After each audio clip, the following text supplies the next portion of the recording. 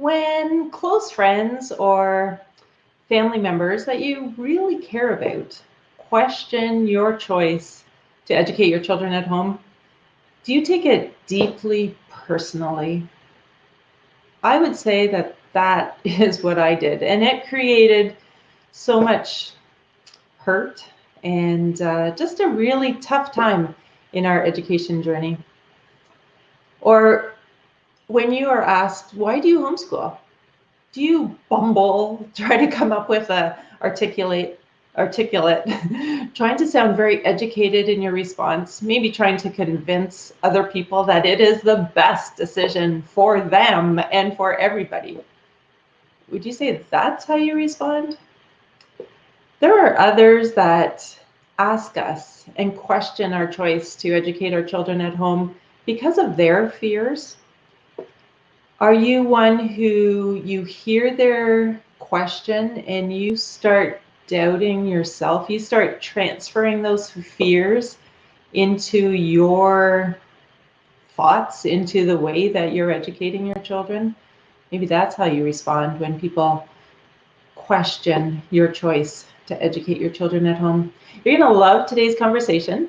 We're going to be talking about how to continue homeschooling when you don't have the support of your family. And I want to welcome you. I'm Diana Rolston, and this is Spark Homeschool Parent. And each week I bring up conversations that openly discuss our questions about educating our children at home, our fears, our doubts.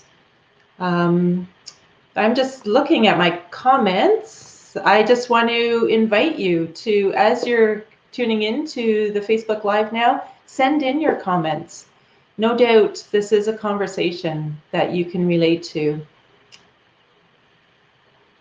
Educating our children at home is an important responsibility. And this topic is one that I'm really passionate about. Passionate about because when parents decide that educating their children at home is the best decision for their children, for themselves, for their family, it really saddens me when our plans could be derailed because of the fears and the questions, the doubts of other people. And many of us prematurely finish our journey when we know that it is the right decision for our children, but it's just so hard when those doubts and fears get transferred onto us. It's really difficult when we're alone to continue on this journey. My guest today, we were talking earlier, and we were saying if we poll all homeschoolers who have been doing this for a while, every single one of us have heard questions and doubts, concerns, have heard resistance from people that really love us, love our children, and care about their upbringing. So how do you respond when you are questioned? You're going to enjoy today's conversation, especially if, like me, those questions, those disapproving opinions seem so hurtful. You're in the right place if you're wondering, what's the importance of knowing my why I homeschool? We're going to be talking about that more, and why it's valuable to find a community of like-minded homeschooling parents. Again, this is Spark Homeschool Parent. I want to welcome you. Whether you are just thinking about homeschooling or you've been educating your children for a long time now, this conversation is important for all of us to discuss, and especially for those that are just early in their journey, because the opinions of others, people are very forthcoming, sharing their doubts, and it's just great to learn from us who have been doing this for a little while, how to respond, prepare that response, because it will come. I would love to hear how you're engaging with this conversation. Send in your comments, whether you're watching live now or on the replay too. I have my guest live with me now, but You're going to hear how to continue to be in contact with her. You can comment below the videos in the Facebook group, Spark Homeschool Parent. I have that on my personal page. I have it on my company page, Spark Educational Therapy, or I have other parents who send me, message me, and I'm happy to respond and engage in these conversations, continue the conversation. Like I said, I have a guest with me today that I'm very excited to introduce. She is a homeschooling mom of 11. She has with her on her lap baby Cora, who is just a few months old now. Tara, she will be the first to admit that it's been a journey of learning, and it hasn't always been easy. She was the first to have children on both sides of the family. She was the first to be a Christian in her family and the first to educate her children at home. So you can imagine the questions, the doubts, the conversations that have come up. So I'm really excited to share this conversation with you. But since then, she says she's developed a wealth of simple systems, tips, and tricks to manage her big family home and life with simplicity, ease, and grace. And her stress is lower, her confidence is higher, and her home is a more joyful place to live, learn, and grow. Let me bring in Tara Hills. Thank you very much for joining us, Tara. Hi, Diana. It's so good to be here today. And yeah, got little Corey down here. Yes. Years away. Beautiful. And yeah, we're going to be talking about this conversation because it is something that all of us will face at some point. People sharing their opinions with us, and often their fears, their disapproval of our decision to educate our children, even though we know that it's the best choice. The first time that this really hit me and I had to respond was I needed a little bit of help in the classroom.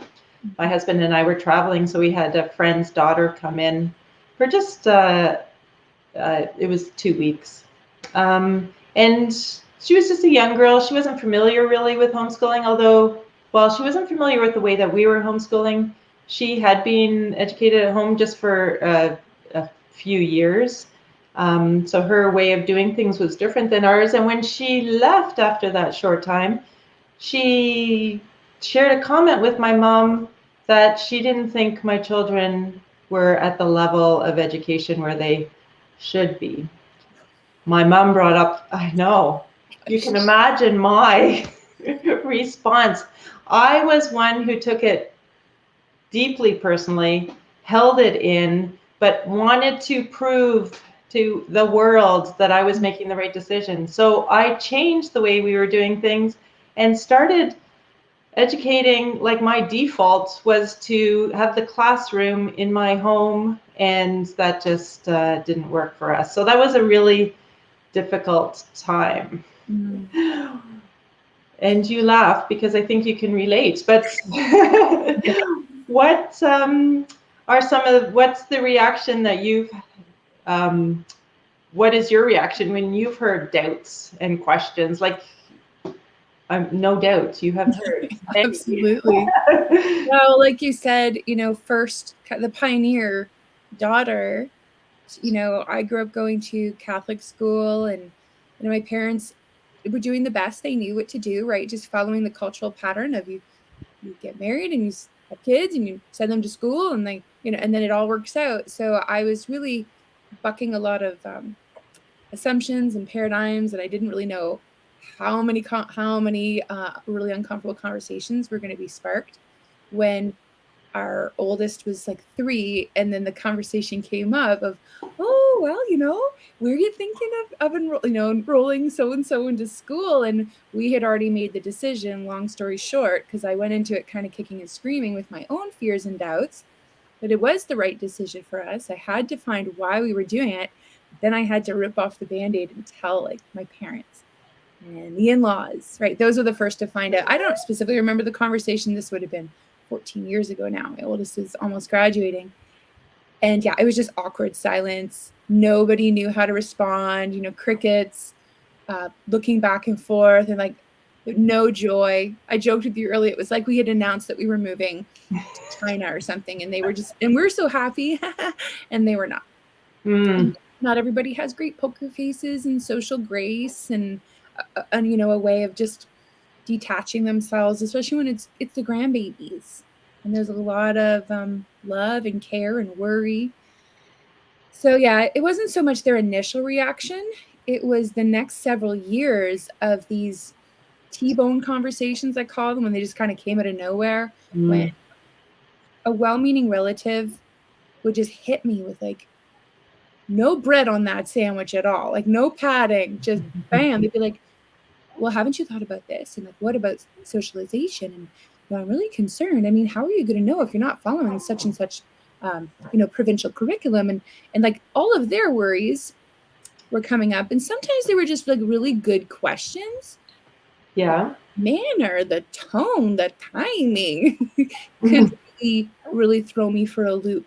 Because like you said, all my own personal insecurities, even as a mother, were now tied into my ability as an educator. And of course, like I heard it all, right? But don't you have to go to school for that? And so I was like baptism by fire. I heard all of the objections and worries and concerns, but it was very personal. It was challenging for the first few years to detach emotionally and decide if or how I was going to answer those questions at all. But I can tell you, it got better, and we'll talk about that, because I got to a point where a couple years ago I was having a baby via planned C-section, and the anesthesiologist is yakking away with me, and he finds out, and I'm like, they're prepping me for, I'm on the table, like they're freezing me. This is go time, and he's like, I heard you homeschool, and all the nurses and doctors, all of a sudden I was a specimen, and they're like, how many kids?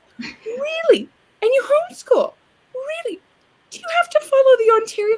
Well, that's it. How do you do it? And they were all very professional and very polite about it. And I was like, this is my life. I'm being cut open and having a conversation about how legal and normal it is to homeschool. Anyway. And then eventually I was like, hey guys, this has been great talking, but I'm actually just going to be quiet now. And they're like, oh yeah, of course. Sure. It's funny because often, maybe not in that situation, but often it may be just a question that's answered. Why do you homeschool? Or have you thought about this? But we put the emotion into it. Yeah. Very often. So yeah, I know. That's when especially if the tone is a little bit loaded, or they're kind of interrogative, or depending on the context of our relationship with them, if we're not on super great terms. Yeah. And again, like if we're picking up tone that's kind of confrontational, like I feel like I'm being interrogated, like you said, and I'm like, I don't necessarily always have this prepared answer. Sometimes I'm just not in the mood to talk about my private life. I'm a pretty private person by nature, quite introverted, a bit of a homebody. And I don't get in other people's faces and be like, why are you sending your children to public school? Really? Have you thought about this? Have you thought about that? Have you thought about this? Have you thought about that?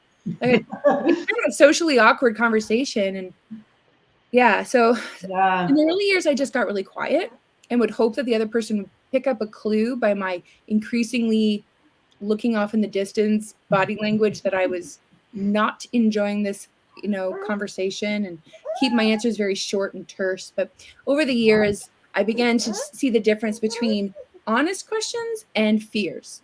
Yeah. So I actually came across this great quote. How quickly someone else's life can enter through the cracks we don't know are there until this foreign thing is inside us. We are more porous than we know. That's Emily Ruskovic. And yeah, when their fears start opening up and becoming part of us, that definitely is one of the responses. I think that's very common, is taking on other people's fears, and myself, and you mentioned it too, like internalizing it. And then I went a little bit farther, and I felt like I needed to prove to everyone that this was a good decision. We talked earlier, we also mentioned that there's also that response of freaking out Yeah, sometimes like I try to keep my dignity just even as a Christian woman, you know, in intense situations, but there were times when if it was just a bad moment and it was someone I already have a strained relationship with and now they're just dumping Mm. their, you know, dump truck worth of fears on me, is sometimes really hard not to almost explode and be like, could you just like, you know, just, you know, I'm like, oh, this isn't going to help anybody. Mm-hmm. Like so much pressure, like you said, to almost suddenly be a poster child for homeschooling. And that puts a lot of anxiety and pressure on Oh, anybody and indirectly on the kids. I'm like, you guys better perform because everybody's watching. yeah, not And healthy. that's so, like, in my opinion, that's so unhealthy to Yeah. have that kind of pressure. And I get it because most people, right? What's the stat? It's like over 90% of people, if I off the top of my head, like send their children to some kind of institutional setting. That's all Mm-hmm. they know. I didn't even hear about homeschooling until I was in my 20s. To me, it wasn't just foreign, it was interplanetary. Like it was, I had no reference point for that. What does that even look like? Is that legal? I thought someone was pulling my legs when they told me that they were homeschooled, and I was like, no, that's a myth. Like that's not legal. But then I was, you know, informed and I was intrigued. And you know, ironically, several years later, that we were homeschooling, I didn't. If someone had told me like we're sharing now, expect pushback, Yeah. and perhaps what will help is to know why you're doing it. Because you may not have this like perfectly poised, stumble free answer to give your mother in law or your friend or whoever. But deep down inside, I think of it as like an anchor in the storm. So if suddenly the wind starts to howl, you just drop anchor, and inside yourself, you know, I know now, why am I doing this? And whether they agree or not, whether they get it or not, or they give me a pat on the back and a gold sticker or not, I'm doing this with or without, you know, the applause of the crowd. So for me, it helped to define why I was homeschooling. And now when anybody comes to me and they're like, I'm thinking about homeschooling, I'm like, you know, I'll ask them, I'll say, that's so cool. Why do you want to homeschool? Because Yeah. it turns out there's a lot of different reasons why people choose to homeschool. Mine, I know what they are for me. But I also recognize there's a lot of diversity in the homeschool community, which is like to the millions just in North America. But we mostly keep to ourselves, kind of private people, just living our quiet lives. But then when you start to plug in and connect, whether it's like on a local scale or in an online community, and there's several of them, you know, Spark Homeschool being one of them, then you start to realize like, hey, I'm not crazy.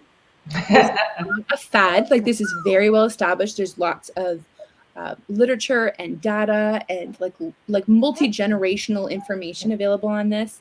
I think Mhm. I really like HSLDA here in Canada because Yeah. they're a great forum to send people to, not only if they're thinking of homeschooling, but even relatives of homeschoolers, because they have a great like FAQ section to answer those common questions. So if you just like you're pregnant or you're nursing like I am, and you're like, I don't even have it in me to answer, or I don't know how to answer these questions. Hey mom, hey friend, you know, those are awesome questions. Check out this website. They've got really good answers to those questions. Ooh, They'll do a better job than I could. great response. Have to be an experienced homeschooler when you're brand new. How could you be? Mm-hmm. But there are many other experienced homeschoolers who've blazed the trail, who've gone ahead of me, ahead of you, who have like that confidence that'll rub off. And you're just like, Mm-hmm. okay, I think I can do this. And when they're like, are you gonna do it through high school too? And you can be like, my answer to that was, we're taking it one step at a time, but it's definitely in the cards. And I gave it that kind of like conversation over finality tone. Like I answered your question, but also like back off. Like I said, especially if I detected they were being all like, and just a little like, ew, gross. Like I'm not being all in your face. Why are you being all in my face? Yeah. Um, that is one thing, creating your why and really being confident about it. That's what I learned was my best response, and sharing it. Hello, Corey. And so my response sort of changed into something like our home education environment is one where we explore my children's passions and delve deeply into these areas. And through this, I'm awakening my children to the unique gifts God has given each of them and help develop these for His glory. And that just helps people realize I've thought about this. Mm-hmm. I know what I'm doing. I have had the pleasure of interviewing a few people over the last year. I just wanted to share some other encouraging responses that people would have. Rachel, she says she says education is the preparation of a child intellectually, emotionally, spiritually, and physically for life and for eternity. So when she was asked why, she would explain that, and then she would say, we believe, she and her husband believe, their family believe, that we can do a better job of this than the school board or the government. I had a great conversation also in the last few months with Christine. She says that she believes that education, and as a family that educates the children at home, her role is as a life enhancer. And then how can you argue with, like, these are clearly thought out. This is my role as the educator. This is my role as the children. We have thought about this. So creating your why, like you say, is that anchor. It's something that, and it changes too. It can change. Yeah. But definitely for those that are starting out homeschooling. For us, like when people would ask, and I felt okay with their approach, they were just like, so why do you homeschool? Like, what's up with that kind of tone? Like everybody, like professionals, people in the street, sometimes grocery store standing in the line or family. And my short answer would usually be, I would just say, like, I'm a Christian, like elephant in the room. And I was just like, we wanted our children to get a Christian education. And this is just the best choice for us. Boom, right? And then I'm like, boom, like it's short, sweet answer. So I've answered the question. And then usually it'd be followed up with like, so do you have to like follow the like prevent, like how do you do, like how do you know you're doing it, right? And then I'm okay with that. Like we can totally have a conversation as time permits. Sometimes I'm like, this is really a bad time, I'm gonna go. I love those people that have the curiosity about learning more, and that's why they're asking. And I love those conversations. Totally. And that's just it. Sometimes maybe some people, have like a resting face that's quite grouchy looking, and that might be my own stuff if I'm just assuming. So sometimes I might test the waters and just give a quick answer, but then sometimes they say, oh yeah, and they surprise me. I've had so many surprise conversations where I thought it was going to go a little uncomfortable, and then it was a total turnaround when they began to share with me, you know what? I think that's great. You guys are homeschooling, and then blah, blah, blah. They just start talking about and they're extolling the virtues of homeschooling. And I was like, I did not expect that. Wow. Yeah. So maybe part of it encouragement to someone who's maybe earlier in the journey and anticipating a level of pushback.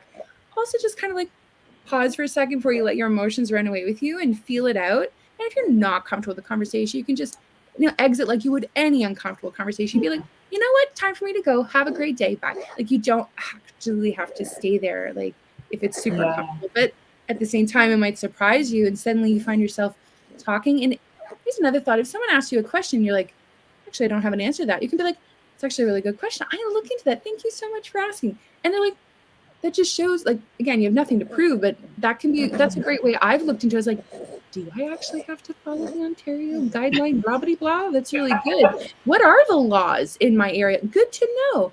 And now when people ask me, I'm like, oh no, Ontario is like, I'm able to because I've answered it so many times, even during surgery. They're like, well, does the province, do you have to get a government oversee? And I'm able to say, oh no, it's different province by province. And then, but that just comes with experience like it would with any profession, where you know how to answer the standard questions associated with your profession. Yeah. For those that are listening, I would love to hear how others respond, because like we said, we will all at some point, and very often it's early in the journey, you'll be asked, and people will not always agree with your decision. So some of the responses that we've talked about: freak out? Do you internalize it? Do you take on other people's fears? Do you try to convince others of their opinion? Do you sneak away from the conversation, avoid the conversations? Do you engage in these conversations? I'd love to hear how other people respond. And then, why? I just want to reinforce, when we can know why we homeschool, that helps us continue even when we do hear doubts and concerns from other people. And then you did touch on it, and I think it's a very important part of this conversation also is the importance of being part of a community and not being the only person you know who educates their children at home, because that is very isolating. And yeah, you may start to feel like this is a crazy choice. Yeah. But when you can be part of a community of very great, intellectual, fun families, then you know you're part of a fantastic community of like-minded people families that educate at home. So refreshing. I think every community has something locally. I mean, even if you're living in a more rural setting, you can just Google, homeschool association near me or something like that. And, if you even know of one homeschooler, they probably know, word of mouth, what's in the area. And especially Facebook and other social media platforms, there's lots of available information on how to connect locally or virtually, like with bigger organizations or available online. I remember going to my first ever homeschool conference. I knew no one. I went alone. I just had a baby with me because my husband stayed home with all the other kids who were at that stage of life where we didn't have built-in babysitters. And there was all these other like gray-haired, way more mature than me, like my parents' age and older, veteran homeschoolers whose children were grandparents. And they were sharing about how they, in their time, had actually had escape plans because there was not as much social acceptance at the time in Canada for homeschooling, and they were facing a lot more opposition. I felt like I was sitting in the shade of, they grew in the sun and I was in the shade, and I had the pleasure of spending this whole weekend in person. There was the big gymnasium full of stuff, and I was just so encouraged. Like you said, I'm not crazy. This is very well established. Yes, I'm new, and I will learn, and I will learn from other experienced people. So even if my family members or friends would sometimes be revealing, maybe in not such a gracious way, their own fears, I just had this quiet confidence. I'm like, figure it out. Figure it out. And it's going to look different than it did for other homeschoolers. And listen, everybody's got a horror story. They're going to tell you about that one homeschool family they know who is, had just really like maybe even criminal level stuff going on, and I just retort to that kind of like, yeah, that can happen even in any family, in any setting. It's sad. And you just acknowledge like, yeah, terrible things happen. And I just, without even engaging, I'm acknowledging. And that does not, determine all homeschoolers everywhere for all time, obviously. I don't even engage and just acknowledge, yeah, that's sad. Good thing the cops involved. Moving on. Yeah. The importance of, even if you have one close friend. I remember in my instance when I was doubting myself and had heard the opinion of my mom through this other woman through my mom. There was one other mom that I just could phone and bawl, and she just listened and comforted. It was just so the importance of being part of a community, a large community, or even just having that one person that you can talk to. And yeah, many of those communities will be online, but like you, going away for the weekend and actually being in person, that's really important too. Yeah. And I know it's been hard these last 2 years. I think a lot of events have been canceled. So I'm hopeful that in the next year, we're going to see a lot more in-person engagement. I know here in my community, just outside of Ottawa, and just as homeschoolers have started networking personally, privately, like, hey, you guys want to meet up at the park, bring some footballs, just pack a lunch. We've been having informal meetups just because we crave relationship. We want especially like our middles and our teens to have social opportunities to mingle and so on. So there are homeschoolers out there, even if there's nothing formal happening in your community, you just need one in with the community, and you're in with the whole community because everybody knows everybody. Oh yeah. Yeah. And of course, Spark Homeschool Parent on Facebook. And so Tara, you have a side hustle going on? I do. Yeah. I have a heart to help big family moms like myself. Yeah. 3 or more kids is considered big by today's standards. So I've created a community here on Facebook called Big Family Moms, and it's been growing really quickly. It's grown to over 2,000 in less than a year, where big family moms are just getting, support and encouragement because like-minded people, a lot of us homeschool, not everybody does. And yeah, so we can grow in grace, we can grow in skill, even if you think, oh my gosh, it's impossible. Because kind of like homeschooling, being a big family, whether you homeschool or not, comes with its own set of pushback and opinions, people not getting you and kind of getting in your face. So plugging in with community of like-minded people can really just, help you when the storms are a little bit rough or you're hitting unique big family challenges, whether they're homeschool related or not. And you just need community, someone to talk to who's not going to judge you and say, well, just send the kids to school or just give up. And they have something more constructive and helpful than,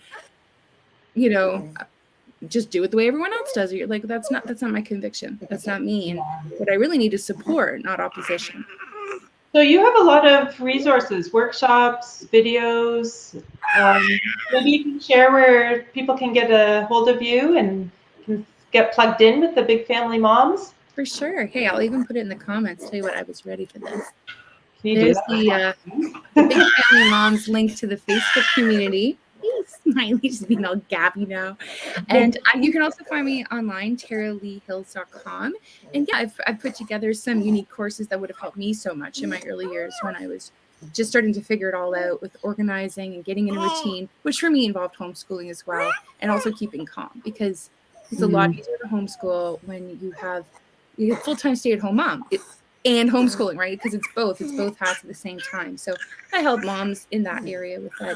Just running the home logistics, keeping calm and helping the kids keep calm. It makes homeschooling a lot easier. And yeah, and in my community, I've got all kinds of free trainings, and I go live twice a month to just do some free mini coaching if anybody just wants to pop on or hang out, so that I can be the person I wish I'd had in my early years of homeschooling, and just embracing the blessing of children and having an unusually large family. I've been told that I no longer have a big family. I have a huge family. Oh. I think some of us would agree with that, but I did take it as a compliment. Yes. And a beautiful family. And Cora's very chatty today. It's so nice to see. She is. Yeah. I want to thank you again for joining me and sharing this. This is a conversation that I think is important to have. So, and you were a great guest to talk about it, because wonderful. Yeah. Great to connect with you. I love how our paths have crossed. And yeah, I was just going to mention real quick before we go, I just think it's super extra important to plug in with community, because you probably will hit challenges. Like statistically, Diana can tell you, she's the expert. She knows that, 1 out of every 10 children experiences some kind of educational, neurological, maybe a difficulty. She would say it even better than I am, but I'm just saying it like a mom. And lo and behold, we did with number 6. And I was so scared to tell the parents, the grandparents, the in-laws, because I thought, oh no, here it is. It's like it was the proof positive of everything they'd ever said over the years. And as much as I deflected those things and said, yeah, thanks, it's all going to work out, kind of put my head down, put my blinders on, try to block it out. But as soon as kid number 6 was not doing okay, I waited a whole year before I reached out to Diana for help, because I was scared that all of those things that I was just going to hear so much. We're going to be, see. If only you'd, like, I know all my stuff came up. It kind of overwhelmed me. I think if I had been plugged in and talked about it with somebody and even known the stats, I would have been quicker to get help. And I forgive myself for that. It's okay. I waited another year. We're making great progress now. But I know that if you're in isolation and all you're hearing is like this panel of judges who've never homeschooled, have no idea what they're talking about, they have no data or resources or anything, that can be a setup. Because as soon as you hit a single snag in the road, which you will, all of a sudden you can be surprised at how fragile you were, and it can be a fault. Like you said, it can be a setup for sabotage. But you can grow in strength if you've got community, you've got resources, and you're learning as you go, right? You're learning about homeschooling while you're doing it, and learning from others, so that when you do hit obstacles or snags or life, it's not necessarily the shipwreck situation, but it might just be a storm that you weather with support. And those people, God bless them, may not be your number ones that you turn to in those times of crisis, because they love you, but they don't have it. Yeah, thanks for that plug. Actually, when I put in your Facebook group, the Big Family Moms Facebook group, I noticed that I did it through my Spark Educational Therapy. So that's how we originally connected, was through Spark Educational Therapy. So thank you. And I'm happy to hear that Malachi's doing well. He is doing so good. Yeah, for sure. Awesome. Good. Thanks again. And Yeah, I want to, thanks for coming. And I want our listeners, I just want you to know that you can continue to be part of this conversation at Spark Homeschool Parent Facebook group. I am here every Friday, 1 o'clock. And yes, I'll be here again next week. I see Virginia's joining us. She confirms that community makes the difference. So as homeschoolers, we can help our children find the spark that ignites their learning. Thanks for joining me.